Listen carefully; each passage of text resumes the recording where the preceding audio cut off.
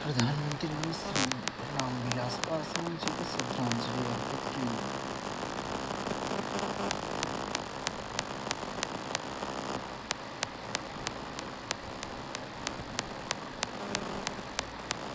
प्रधानमंत्री ने पंडवानी गायिका तीजन बाई जी के निधन पर शोक व्यक्त किया। सुप्रसिद्ध पंडवानी गायिका तीजन बाई जी के निधन पर शोक व्यक्त किया। तीजन बाई जी छत्तीसगढ़ की पंडवानी लोक कला को विश्व स्तर पर एक विशिष्ट पहचान दिलाई।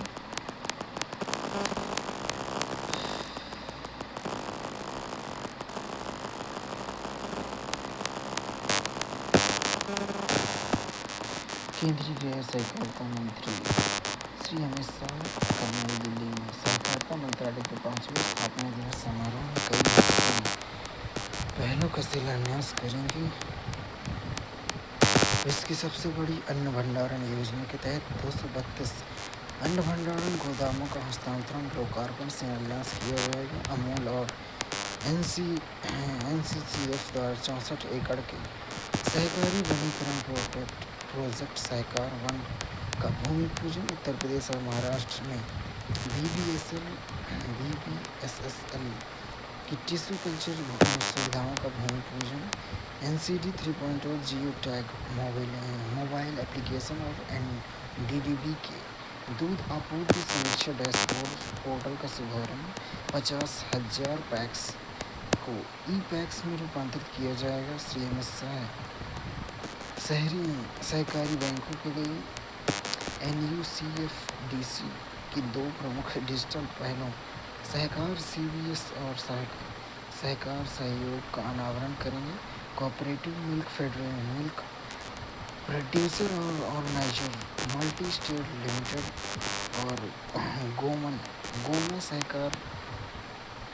गोमय सहकारी समिति मल्टी स्टेट लिमिटेड का उद्घाटन किया जाएगा। बीज प्रणाली को सुदृढ़ करने के लिए बीबीएसएसएल और आईसीएआर के बीच समझौता ज्ञापन पर हस्ताक्षर। डेयरी सहकारी समितियों के लिए आदर्श विधियां जारी की जाएंगी।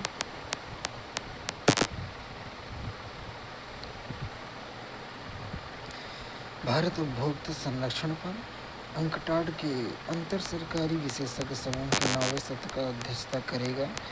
भारत उपभोक्ता संरक्षण पर वैश्विक विचार विमर्श का नेतृत्व करेगा। संयुक्त राष्ट्र के उपभोक्ता उत्पाद सुरक्षा सिद्धांतों के शुभारंभ में भाग लेगा।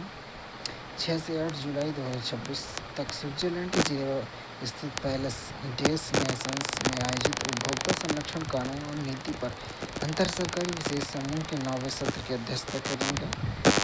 इस सत्र के सदस्य देशों, अंतर्राष्ट्रीय संगठनों, उपभोक्ता संरक्षण प्राधिकरणों, शिक्षाविदों और हितधारकों को उपभोक्ता संरक्षण कानून और नीति में उभरते मुद्दों पर विचार विमर्श करने के लिए एक साथ आएंगे। जुलाई 2025 में जिनेवा में आयोजित 9वें संयुक्त राष्ट्र प्रतिस्पर्धा और उपभोक्ता संरक्षण सम्मेलन के दौरान उपभोक्ता मामलों में सीमा पार उपभोक्ता विवाद समाधान में भारत के अनुभवों को साझा किया और इसमें विभाग के राष्ट्रीय उपभोक्ता हेल्पलाइन और इसके मुकदमे से पहले के अभिसरण मॉडल को बताया। भारत सरकार की ओर से उपभोक्ता मामले विभाग की सचिव श्रीमती निधि खरे प्रतिनिधित्व करेंगे। सत्र की मुख्य विशेषता इस प्रकार: संयुक्त राष्ट्र महासभा द्वारा दिसंबर 2025 में अपनाए गए संयुक्त राष्ट्र उत्पाद सुरक्षा सिद्धांत का शुभारंभ। सिद्धांत क्यों मायने रखते हैं पर उच्च स्तरीय अनौपचारिक चर्चा होगी जिसमें भारत भी भाग लेगा। सदस्य देशों द्वारा संयुक्त राष्ट्र उपभोक्ता संरक्षण दिशा निर्देशों कार्यान्वयन पर चर्चा।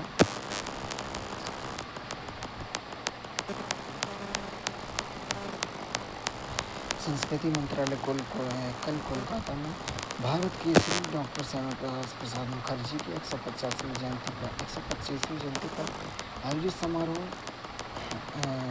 आयोजित करेगा एक विशेष स्मरणीय कार्यक्रम।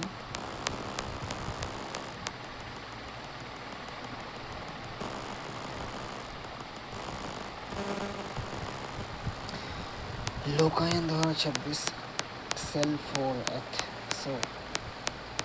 सेल्फ 2050 250 समारोह self for self for self for 2050 समारोह में भाग लेने के लिए INS सुदर्शन न्यूयॉर्क पहुंचा। भारतीय नौसेना का प्रशिक्षण पोत INS सुदर्शनी 4 जुलाई 2026 को न्यूयॉर्क बंदरगाह पर पहुंचा, जिसमें संयुक्त राज्य अमेरिका में अंतर्राष्ट्रीय नौसेना समीक्षा 2050 सेल्फ 2050 समारोह में भारत का प्रतिनिधित्व किया। हडसन नदी पर आयोजित भव्य परेड ऑफ सेल के दौरान 3 मस्तूलों में एक प्रतिष्ठित पोत के गर्व से भारतीय तिरंगा फहराया, जो भारत की समृद्ध समुद्री विरासत और सदियों पुरानी समुद्री परंपराओं का प्रतीक है। यह यात्रा 10 महीने के समुद्री अभियान लोकायन 2026 का हिस्सा है, जो समुद्री सहयोग को मजबूत करने, अंतर्राष्ट्रीय सद्भावना का निर्माण करने और सहयोगी नौसेनाओं के साथ जुड़ाव को गहरा करने के प्रति भारतीय नौसेना की प्रतिबद्धता को दर्शाता है। नॉरफॉक और बाल्टीमोर में सेल्फ 250 कार्यक्रम में सफल भागीदारी के बाद INS सुदर्शनी अब संयुक्त राज्य अमेरिका की स्वतंत्रता की 250वीं वर्षगांठ के लक्ष्य में आयोजित सेल 250 समारोह के लिए ब्रुकलिन में खड़ी है।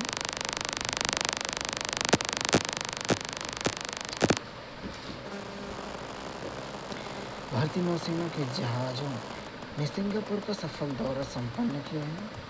भारत और सिंगापुर के बीच गहरी रणनीतिक समुद्री साझेदारी को सुदृढ़ करते हुए भारतीय नौसेना के परिचालन तैनाती हिस्से के रूप में रियल एडमिरल अशोक आनंद, फ्लैग ऑफिसर कमांडेंट के नेतृत्व में पूर्वी बेड़े के भारतीय नौसेना के जहाज उदयगिरी, शक्ति और कवरत्ती ने सिंगापुर के चांगी नौसेना अड्डे पर अपना बंदरगाह दौरा किया।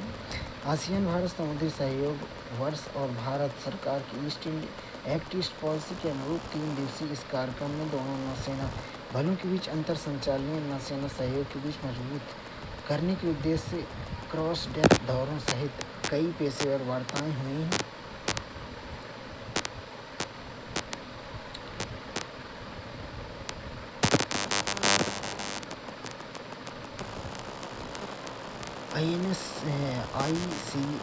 ICMR ने राष्ट्रीय ई-गवर्नेंस पुरस्कार 2026 में स्वर्ण पुरस्कार जीता है। ICMR माइंड्स को AI सक्षम नागरिक केंद्रित स्वास्थ्य सेवा नवाचार के लिए DARPG सम्मान प्राप्त हुआ है। डिजिटल प्लेटफॉर्म फ्रंटलाइन स्वास्थ्यकर्मियों को मानकीकृत मानसिक स्वास्थ्य सेवा प्रदान करने में सक्षम बनाता है। भारतीय चिकित्सा अनुसंधान परिषद की पहल राष्ट्रीय स्वास्थ्य अनुसंधान प्राथमिकता परियोजना ICMR माइंड्स को कार्मिक लोक शिकायत पेंशन मंत्रालय के प्रशासनिक सुधार लोक शिकायत विभाग द्वारा स्थापित राष्ट्रीय गवर्नेंस पुरस्कार श्रेणी 2 नागरिक केंद्रित सेवाएं प्रदान करने के लिए AI और अन्य नई तकनीकों के उपयोग पर नवाचार के अंतर्गत स्वर्ण पुरस्कार प्रदान किया गया। यह पुरस्कार केंद्रीय कार्मिक लोक शिकायत और पेंशन मंत्री डॉक्टर जितेंद्र सिंह ने राजस्थान सरकार के सूचना प्रौद्योगिकी और संचार मंत्री कर्नल राज्यवर्धन राठौर, राजस्थान सरकार के मुख्य सचिव श्री V श्रीनिवास और भारत सरकार के DARGP और पेंशन एवं पेंशनभोगी कल्याण विभाग के सचिव श्रीमती निवेदिता शुक्ला वर्मा की उपस्थिति में प्रदान किए। यह पुरस्कार 1 से 2 जुलाई 2026 को जयपुर राजस्थान में आयोजित 29वें राष्ट्रीय गवर्नेंस सम्मेलन 2026 के दौरान दिया गया।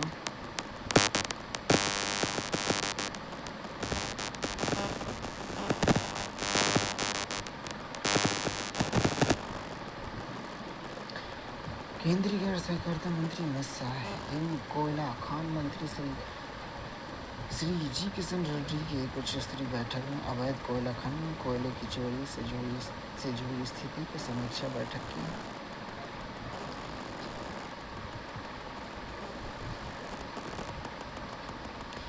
भारत 6 से 7 जुलाई 2026 को गुवाहाटी की ब्रिक्स देशों की मादक पदार्थ निरोधक एजेंसियों के प्रमुखों की बैठक की मेजबानी करेगा।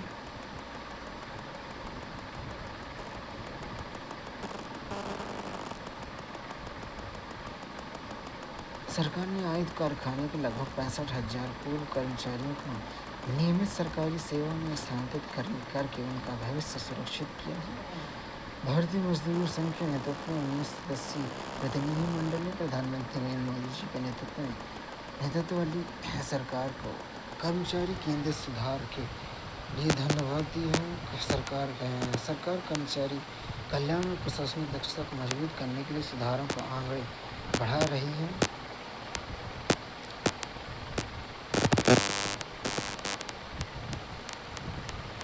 ग्रामीण विकास मंत्रालय के वरिष्ठ अधिकारी विकसित भारत जी राम जी की शुरुआत सहित ग्रामीण विकास कार्यक्रमों की समीक्षा के लिए कर्नाटक का दौरा करेंगे। 5 से 11 जुलाई 2026 कर्नाटक में आधिकारिक दौरा करेंगे। शिवराज सिंह चौहान ने विकसित भारत जी राम जी के लिए राज्यों को 25,863 करोड़ रुपए की पहली किस्त जारी करेंगे। अब किसी भी राज्य में 300 रुपये प्रतिदिन से कम नहीं होगी मजदूरी, समय पर भुगतान, पारदर्शिता, गुणवत्ता कार्य पर सरकार का विशेष जोर है।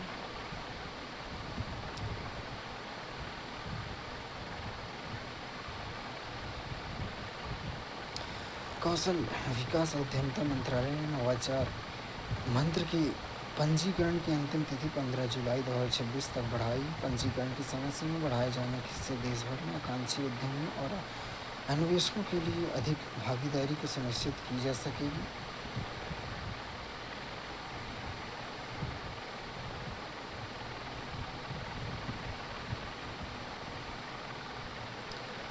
भारत 6 से 7 जुलाई 2026 को कोच्चि में ब्रिक्स महिला कार्य समूह की बैठक की मेजबानी करेगा। केंद्रीय युवा कार्यक्रम खेल मंत्री डॉक्टर मनसुख मांडविया ने श्री सत्य साई के 100वीं जयंती के उपलक्ष्य में आयोजित fit India Sundays on cycle के राष्ट्रव्यापी 80वें संस्करण का नेतृत्व किया। भारत में हर 4 में से एक व्यक्ति मोटापे का शिकार है। सभी नागरिकों के लिए फिटनेस आवश्यक है। मैं सभी भारतीयों को आग्रह करूंगा कि वे अपनी मोबाइल स्क्रीन से 1 घंटा दूर रहें और समय को खेल गतिविधियों में भाग लेकर अपने व्यक्तिगत स्वास्थ्य के लिए समर्पित करें।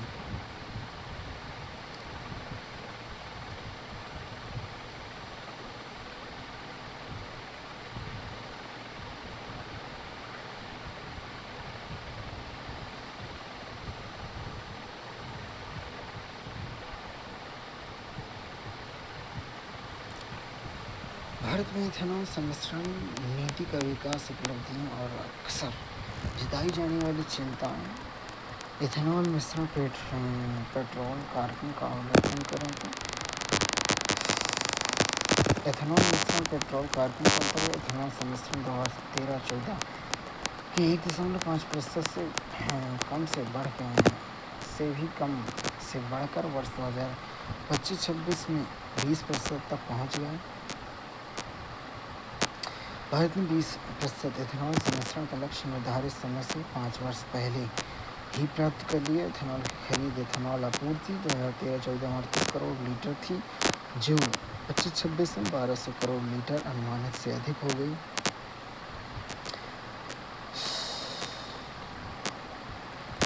उत्पादन क्षमता 2014 में 421 करोड़ लीटर से लगभग 5 गुना बढ़कर 2026 में 2000 करोड़ लीटर हो गई है।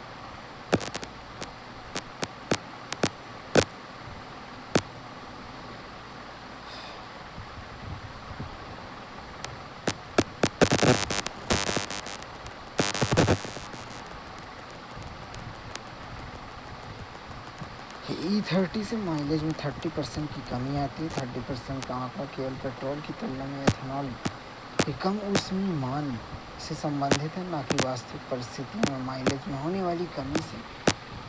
वास्तविक माइलेज ईंधन के प्रकार की अपेक्षा, वाहन चलाने की शैली, टायरों और वायु दाब, वाहन के रखरखाव एवं टायर कंडीशन के उपयोग जैसे कारकों पर अधिक निर्भर करता है। E20 से इंजन क्षतिग्रस्त हो जाते हैं, विशेषकर पुराने इंजन।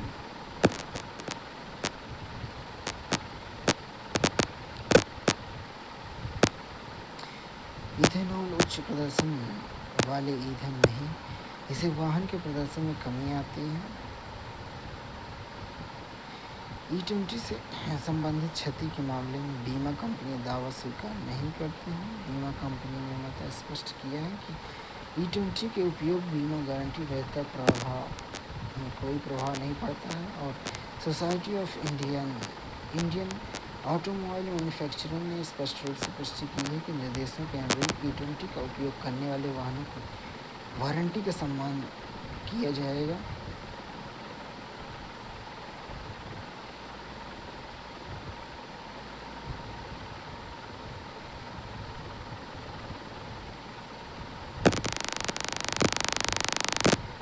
गन्ने के रस को सीधे पेट्रोल में मिला दिया जाता है। पेट्रोल में कच्चा रस मिलाते हुए दिखाए जाने वाले वायरल वीडियो भ्रामक है। एथेनॉल का उत्पादन किण्वन और औद्योगिक प्रसंस्करण की प्रक्रिया के माध्यम से किया जाता है, जिससे उनके गुण पूरी तरह परिवर्तित हो जाते हैं। पेट्रोल में सम्मिश्रण से पहले उसे ईंधन गुणवत्ता से संबंधित कड़े विनिर्देशों को पूरा करना अनिवार्य होता है।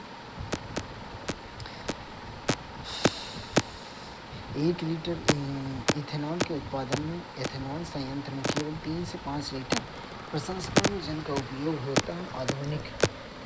आधुनिक वाष्पन में संयंत्र शून्य द्रव अपशिष्ट प्रणाली का संचालन होता है। धान की खेती में प्रयुक्त संपूर्ण वाटर फुटप्रिंट को एथेनॉल उत्पादन में जोड़ना तथ्यात्मक रूप से गलत है। एथेनॉल उत्पादन के लिए केवल वही अधिशेष चावल उपयोग में लाया जाता है जो राष्ट्रीय खाद्य सुरक्षा आवश्यकताओं की पूर्ति के बाद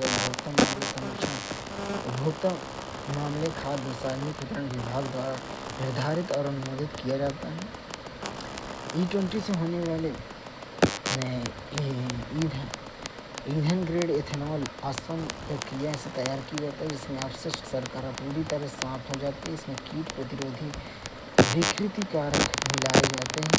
पेट्रोल की गंध प्रमुख रहती है और तथा E20 में लगभग पेट्रोल की तुलना में कम वाष्प होते हैं। ईंधन टैंक पानी का प्रवेश रोकना प्रत्येक वाहन के मूलभूत अभिकल्पना का हिस्सा होता है, चाहे उसमें एथेनॉल मिश्रण का उपयोग किया जाए या नहीं। आधुनिक वाहनों में ईंधन टैंक में पानी के प्रवेश को रोकने के लिए उपयुक्त डिजाइन विशेषताओं या सुरक्षा प्रावधान उपलब्ध होते हैं।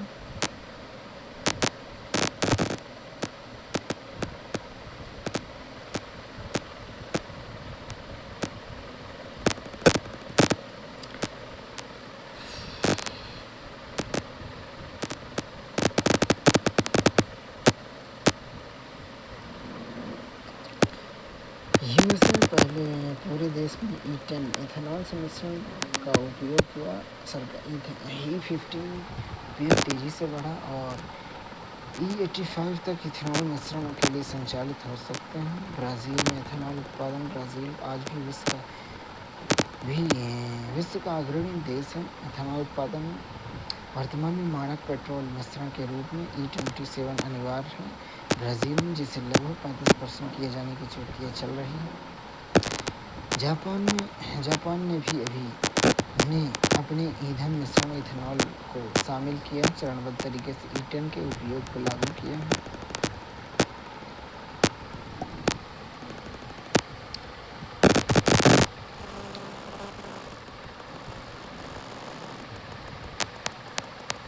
माय भारत डिजिटल इंडिया और युवा भारत का संगम, अमृत पीढ़ी का सशक्तिकरण।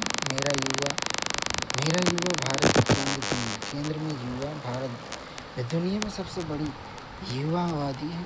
यहाँ 65% लोग 35 साल से कम उम्र के हैं। इस युवा आबादी की अपार क्षमता को पहचानते हुए अक्टूबर 2023 में युवा कार्यक्रम और खेल मंत्रालय के तहत माय भारत मेरा युवा भारत का शुभारंभ किया गया। इस पहल का उद्देश्य स्वयं सेवा, कौशल विकास, नेतृत्व और नागरिक भागीदारी के अवसर प्रदान करके युवाओं को राष्ट्र निर्माण के केंद्र में लाना है।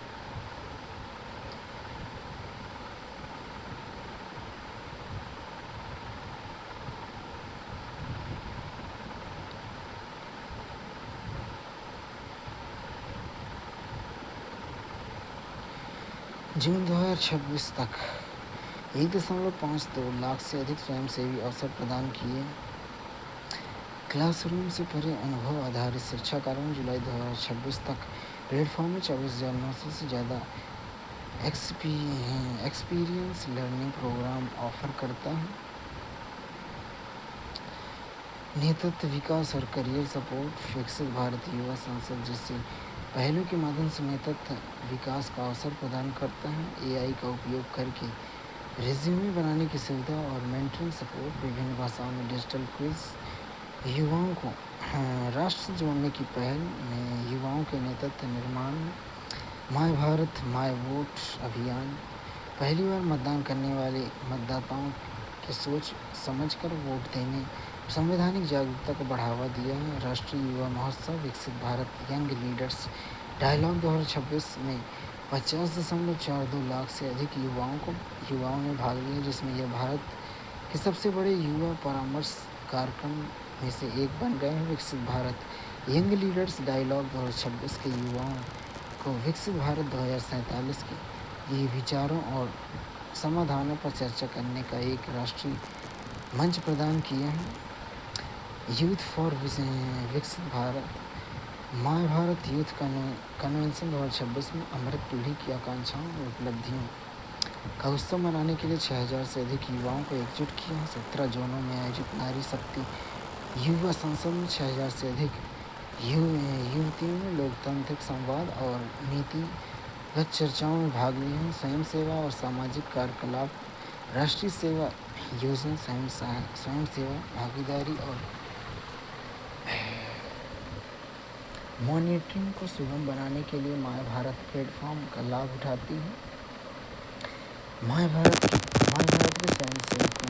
स्वयंसेवकों ने राष्ट्रीय योग दिवस 2026 के तहत प्रशिक्षण शिक्षण संस्थानों, सामुदायिक केंद्रों और प्रतिष्ठित संस्थानों पर योग सत्र आयोजित कर लाखों युवाओं को जोड़ा है। नशा मुक्त भारत अभियान, पद यात्राओं, स्वच्छता अभियानों, सामुदायिक सेवा गतिविधियों का आयोजन किया है। विकसित वाइब्रेंट विलेज कार्यक्रम में युवाओं को भारत में सीमावर्ती गाँव में जीवन का अनुभव कराने का अवसर दिया गया है।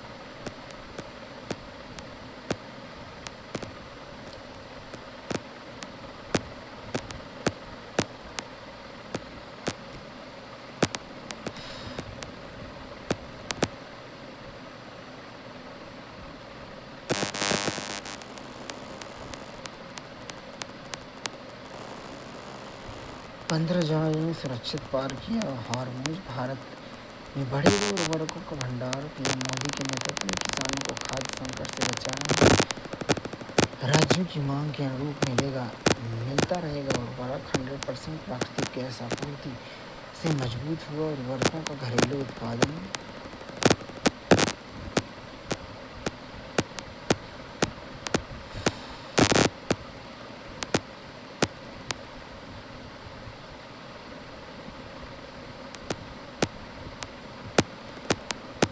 उर्वरक और कच्चा माल लेकर आ रहे 8 जहाज़ों में 3.32 lakh metric ton urea, LMT जहाज़ों में 2.57 LMT DAP तथा 3 जहाज़ों में 1.11 LMT सल्फर भारत पहुंच रहा है। इसके अतिरिक्त 5 अन्य जहाज़ भारत के लिए निर्धारित हैं। इसमें से एक जहाज़ में 0.25 LMT अमोनिया और अन्य जहाज़ में 0.45 LMT यूरिया लदा हुआ है।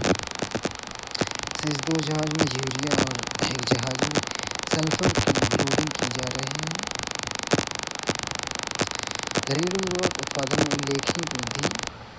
कुछ समय पहले 65% तक सीमित था, अब 100% कर दिया गया है।